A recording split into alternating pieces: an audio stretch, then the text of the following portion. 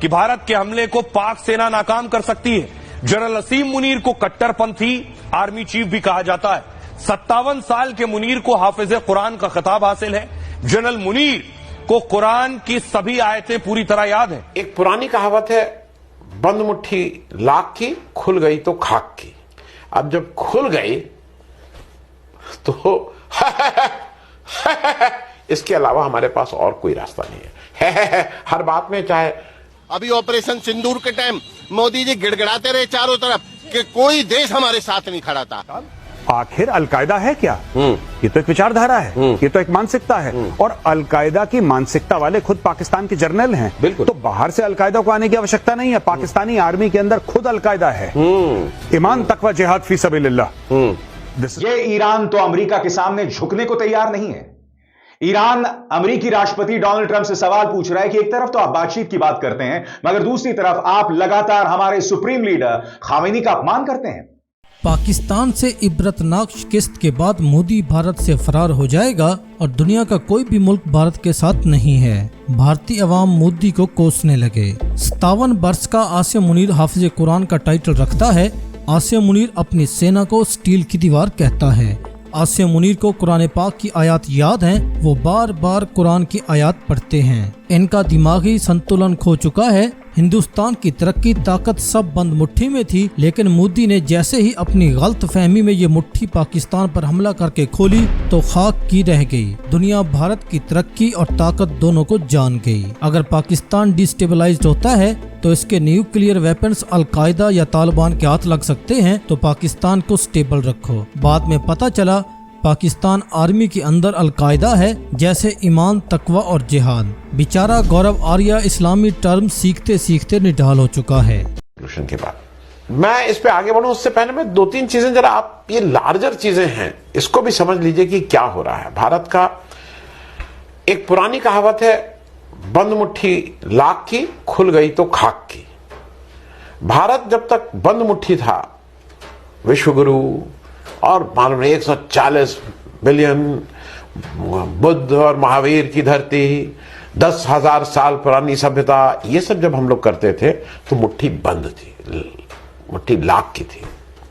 अब जब खुल गई तो इसके अलावा हमारे पास और कोई रास्ता नहीं है। हर बात में, चाहे अच्छी बात हो चाहे बुरी बात हो, समझ में आए चाहे ना आए, करके उसको पास ऑन कर दो। ये भारत की मुट्ठी खुल चुकी है। मैं इस बात को इसलिए कह रहा हूं कि देखिए, जो चीन में हुआ है वो एक घटनाक्रम है जिसको हमें और आपको समझना होगा, और भारतवासी होने के नाते समझना होगा। उन्होंने तारीफ करते हुए असीम मुनीर ने अपनी सेना को स्टील की दीवार कहा है और कहा कि भारत के हमले को पाक सेना नाकाम कर सकती है। जनरल असीम मुनीर को कट्टरपंथी आर्मी चीफ भी कहा जाता है। 57 साल के मुनीर को हाफिज कुरान का खिताब हासिल है। जनरल मुनीर को कुरान की सभी आयतें पूरी तरह याद हैं। वो भाषण और बातचीत में अक्सर आयतों का इस्तेमाल करते हैं। 15 अप्रैल को भाषण में उन्होंने पाक को अल्लाह का बनाया मुल्क कहा। साथ ही हिंदू मुस्लिम पर पाक भारत की 2 नेशन थ्योरी भी दी थी। बंटवारे के दौरान मुनीर का परिवार भारत के जालंधर से पाकिस्तान गया था, यानी मुनीर जालंधर के रहने वाले। मुनीर के पिता स्कूल में प्रिंसिपल और एक मस्जिद के इमाम थे। उनकी शुरुआती पढ़ाई भी रावलपिंडी के एक मदरसे में ही हुई। 2022 में बाजवा के बाद मुनीर पाकिस्तान में सेना प्रमुख बने और अब फील्ड मार्शल बनकर वो सबसे ताकतवर शख्स बन गया है। आज आपको बता दूं, अगर जो आज मोदी जी चुनाव हार जाएंगे तो देश छोड़ देंगे, देश छोड़ देंगे। और ये आपने देख भी लिया, अभी ऑपरेशन सिंदूर के टाइम मोदी जी गिड़गिड़ाते रहे चारों तरफ कि कोई देश हमारे साथ नहीं खड़ा था। कौन हमारे साथ, किसी ने कहा मैं खड़ा हूं, या रूस हो। हमारे रूस से जब अच्छे संबंध थे, उस समय में जब हमारा पाकिस्तान से बांग्लादेश अलग हुआ, रशिया ने हमारा साथ दिया। आज हमारे साथ ट्रम्प ट्रम्प ट्रम्प करते फिरते हैं मोदी जी। आज ट्रम्प तक ने मोदी को आंख दिखा दी। अमेरिका ने इसके बारे में क्या सोचा हो? आपको पता है अमेरिका क्यों ऐसे प्लान बना रहा है? हाँ। कारण क्या है? बहुत समय तक एक थ्योरी चली थी पूरी दुनिया में कि पाकिस्तान के पास जो न्यूक्लियर वेपन्स हैं, अगर पाकिस्तान डिस्टेबलाइज होता है, वहां तो उथल पुथल होती है, तो ये न्यूक्लियर वेपन्स अलकायदा के हाथ लग सकते हैं, इस्लामिक स्टेट के हाथ लग सकते हैं, तालिबान के हाथ लग सकते हैं। ठीक है, तो उन्होंने बोला कि नहीं, पाकिस्तान को स्टेबल रखो। बाद में एक थ्योरी ये आई कि साहब आखिर अलकायदा है क्या? ये तो एक विचारधारा है, ये तो एक मानसिकता है, और अलकायदा की मानसिकता वाले खुद पाकिस्तान के जर्नल हैं। बिल्कुल। तो बाहर से अलकायदा को आने की आवश्यकता नहीं है, पाकिस्तानी आर्मी के अंदर खुद अलकायदा है। ईमान तकवा जिहाद फी सबीलिल्लाह, this is the motto of the Pakistan army. क्या कह दिया आपने अभी अभी? ईमान तकवा जिहाद फी सबीलिल्लाह। इसका मतलब क्या है? इसका मतलब है faith, piety and holy war in the path of Allah. यानी कि ये प्रोफेशनल आर्मी नहीं है, ये ऐसी आर्मी है जिसका फर्ज है काफिरों के My खिलाफ God. जिहाद करना। ईमान तकवा जिहाद फी सबीलिल्लाह। माय गॉड, ये अगर इस तरीके की डॉक्ट्राइन के साथ, और आप सोचिए दुनिया में, और इसका लॉन्ग टर्म कोई इंपैक्ट नहीं होता। आप बड़ा हमने स्ट्राइक कर दिया, ये अंदरूनी आपकी जो डोमेस्टिक ऑडियंस है ना, उनको दिखाने के लिए, बताने के लिए है। इसका पाकिस्तान पे कोई असर हो, ये बिल्कुल मैं कहता हूं मुमकिन ही नहीं है। आप ये समझिए कि अमेरिका ने तकरीबन 14 साल इनके खिलाफ ड्रोन अटैक्स किए, हजारों ड्रोन अटैक्स, हजारों आदमी मारा गया, हजारों हाई वैल्यू टारगेट जिसे कहते हैं, टॉप लीडरशिप पाकिस्तान ने, टेररिस्ट की टॉप लीडरशिप मारी गई। और पाकिस्तान का तालिबान के लिए समर्थन एक क्षण के लिए भी नहीं कम हुआ। वो साथ साथ झूठ बोलते रहते थे अमेरिका को, नहीं हम तो आपके लिए लड़ रहे हैं, हम इनके खिलाफ लड़ रहे हैं, और उनको शय भी दे रहे थे, साधन भी दे रहे थे, सब कुछ दे रहे थे। पाकिस्तान को अमेरिका जैसा शक्तिशाली देश डिटर नहीं कर पाया। आप सोचते हैं कि 2016 में हमने एक स्ट्राइक कर दी, 2019 में एक कर दी, अब 2025 में उससे बड़ी कर दी, तो पाकिस्तान खत्म हो जाएगा, घबरा के अपना इरादा बदल देगा?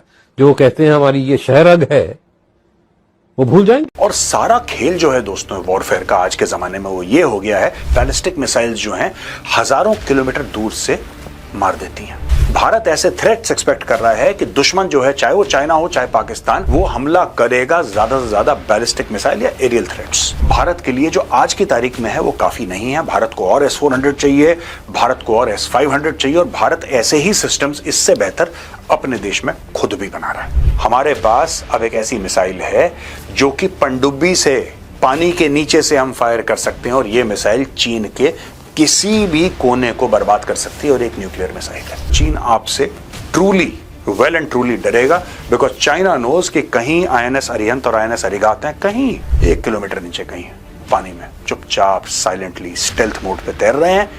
एक बटन दबाया, गुड नाइट। पाकिस्तान तो बगल में है, वो तो बच्चा है छोटा सा।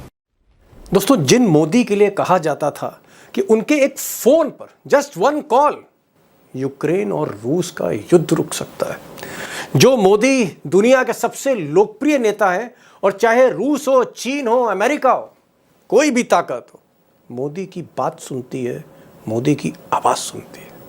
आखिर वो मोदी ईरान और इजराइल के इस युद्ध में, इस 12 दिन के युद्ध में इतना खामोश क्यों रहे?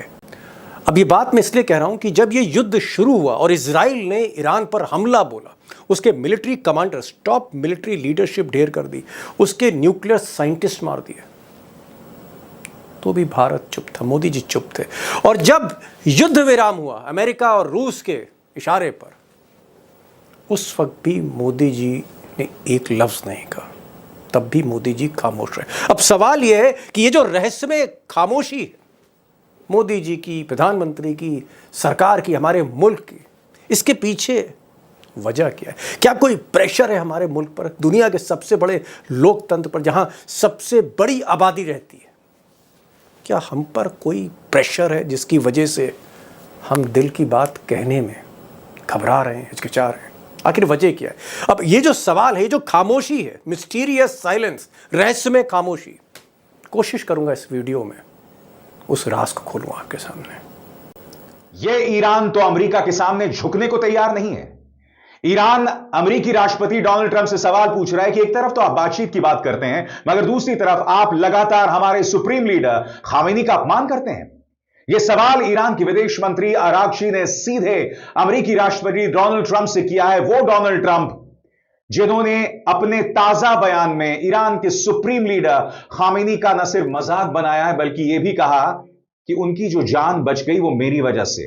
क्योंकि मैं जानता था खामेनी कहां छिपे हुए हैं। अगर मैं चाहता तो इस्राएली विमानों को बता देता और अब तक खामेनी का खेल तमाम हो जाता। ईरान के विदेश मंत्री सवाल पूछ रहे हैं कि यह बातचीत का कौन सा तरीका हुआ कि आप लगातार हमारी तौहीन करते रहें और फिर आप यह सोचें कि हम हाथ जोड़कर आपके सामने आ जाएं। दोस्तों, समानांतर तौर पर क्या हो रहा है, जो खबरें गजा से आ रही हैं, जिस पर दुनिया की चुप्पी है, जिस पर अमेरिका की चुप्पी है। जी हां, एक रिपोर्ट के मुताबिक बाकायदा जो इस्राएली सोल्जर्स हैं वो जानबूझकर जो फलस्तीनी मदद लेने आ रहे हैं, एड लेने आ रहे हैं, उन पर गोलियां चलाई जा रही हैं। इसके अलावा कई और खबरें आ रही हैं जो अपुष्ट हैं, मगर वो तमाम खबरें पूरी जिम्मेदारी के साथ मैं इस मंच पे आपके सामने पेश करूंगा। मगर सबसे पहले ईरान के विदेश मंत्री अराक्ची का करारा प्रहार जो उन्होंने इस ट्वीट के जरिए कहा है, और मैं इसका हिंदी में अनुवाद आपके सामने पेश कर रहा हूं। अराक्ची कहते हैं, ईरानी लोगों की जटिलता और जिद पूरी दुनिया में मशहूर है। हमारी शानदार कालीनों में यह खूबी झलकती है जो न जाने कितने घंटों की मेहनत और सब्र से बुनी जाती है। लेकिन एक समाज के तौर पर हमारी सोच सीधी सादी है। हमें अपनी कीमत पता है, हम अपनी आजादी की कद्र करते हैं और हम कभी भी किसी और को अपनी किस्मत तय करने नहीं देते। अगर वाकई ट्रंप किसी समझौते में दिलचस्पी रखते हैं तो उन्हें ईरान के सर्वोच्च नेता ग्रैंड आयतुल्लाह खामेनी के लिए अपमानजनक और अस्वीकार्य लहजा छोड़ देना चाहिए और उन करोड़ों लोगों की भावनाओं को ठेस पहुंचाना बंद कर देना चाहिए जो उन्हें दिल से मानते हैं। ईरानी जनता जिसने दुनिया को दिखा दिया कि इस्राएली सरकार को मिसाइलों से बचने के लिए बड़े बाप यानी अमेरिका के पास भागना पड़ा, वो धमकियों और गालियों को हल्के में नहीं लेती। अगर कोई भ्रम में रहकर बड़ी गलती करता है तो ईरान अपनी असली ताकत दिखाने में देर नहीं करेगा और वो ताकत किसी के भी ईरान को कम आंकने